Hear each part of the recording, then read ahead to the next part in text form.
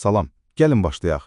İki düşüncə tərzinin necə işlədiyini daha yaxşı anlamağın üçün təsəvvür et, bacardığın qədər canlı şəkildə təsəvvür et, sən gənc bir yetkinsən və çox pis bir gün keçirirsən. Bir gün sənin üçün çox vacib olan və çox bəyəndiyin bir dərsə gedirsən. Professor imtahan kağızlarını sinfə gətirir. Sən C+ alırsan. Çox məyus olursan. Həmin axşam evə qayıdarkən görürsən ki, maşına cərimə yazılıb. Çox əsəbləşmiş halda ən yaxın dostunu zəng edib başına gələnləri danışmaq istəyirsən, amma o səni bir növ başından edir. Nə düşünərdin? Nə hiss edərdin? Nə edərdin? Mən bu sualları sabit düşüncə tərzinə sahib insanlara verdikdə, onlar belə cavab verdilər. Özümü rədd edilmiş kimi hiss edərdim. Mən tam bir uğursuzam. Mən axmağam. Mən bir məğlubam. Özümü dəyərsiz və axmaq hiss edərdim.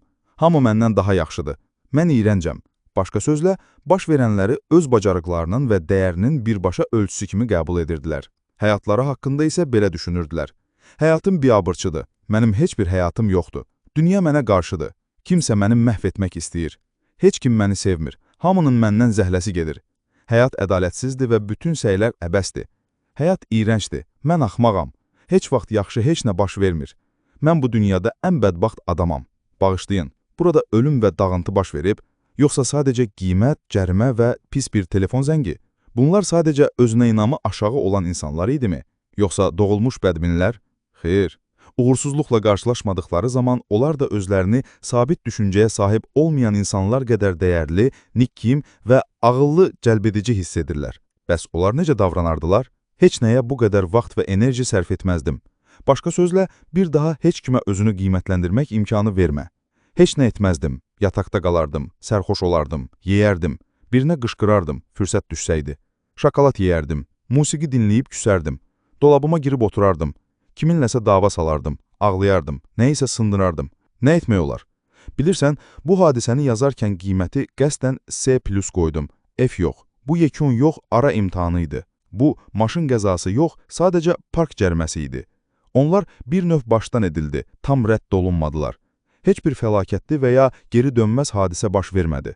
Amma sabit düşüncə tərzinə sahib insanlar bu sadə hadisələrdən sonra tam məğlubiyyət hiss etdilər. Eyni vəziyyəti inkişaf yönlü düşüncə tərzinə sahib insanlara verdikdə isə onlar belə dedilər. Məktəbdə daha çox çalışmalıyam, maşını park edərkən daha diqqətli olmalıyam və dostumun pis bir gün keçirib-keçirmədiyini düşünməliyəm. C+ qiyməti mənə bu dərsdə daha çox çalışmağımı deyir, amma qiymətimi düzəltmək üçün hələ semestrin qalan hissəsi var. Belə cavablar çox idi, amma fikri artıq başa düşdün. Bəs onlar necə davranardılar? Birbaşa. Mən növbəti imtahanı üçün daha çox oxumağı və ya fərqli şəkildə oxumağı düşünərdim, cəriməni ödəyərdim və dostumla növbəti danışıqda vəziyyəti aydınlaşdırardım. İmtahanda nəyin səhv olduğunu araşdırardım, daha yaxşı nəticə almağa qərar verərdim, park cəriməsini ödəyərdim və dostuma dünən niyə məyus olduğumu deyərdim. Növbəti tapşırıq üçün çox çalışardım, müəllimlə danışardım, maşını daha diqqətlə park edərdim və ya cəriməyə etiraz edərdim. Dostumun nə problemi olduğunu öyrənərdim. Pis bir hadisə baş verəndə narahat olmaq üçün sabit düşüncə tərzinə sahib olmaq lazım deyil. Kim narahat olmazdı ki? Pis qiymət almaq, dostdan rədd cavabı almaq, bunlar heç kimin xoşuna gəlmir. Heç kim bu hadisələrə sevinmir. Amma inkişaf yönlü düşüncə tərzinə sahib insanlar özlərini damğalamır və əllərini yanına salmırdılar. Onlar da narahat edilər, amma risk almağa, çətinliklərlə üzləşməyə və mübarizə aparmağa hazır idilər.